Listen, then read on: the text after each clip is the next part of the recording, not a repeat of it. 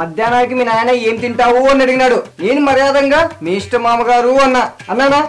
లేదు, నువ్వేం కావాలో చెప్పు, నువ్వు మొహమాట పడద్దు, నేను తెప్పిస్తా అన్నాడు. చేపలు కావాలా, మటన్ కావాలా, తలకాయ కావాలా, చికెన్ కావాలని తలకాయ తిన్నాడు. పోనీ నేను చేపలు అనే లోపల ముళ్ళుంటాయి, నోట్లో గుచ్చుకుంటాది, నా బిడ్డ ఏమైతుంది అని. పోనీ మటన్ 2:30 అయింది, 4 అవుతుంది అని ఉడుకుదు అని కథలు చెప్తున్నాడు.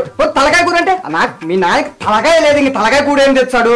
పోనీ వాడిని చెప్తాడు, వాడికి డైనోసార్ మొగవానికి చికెన్ తీసుకురాపో, మీ బావ చికెనే కోరుకున్నాడు. నేను చెప్పానా చికెన్ అని? నేను చెప్పానా చికెన్ అని? అది 1/4 kg అంట చికెన్. 1/4 kgకి ఎందుకు వస్తుంది? ఇంత వస్తారా?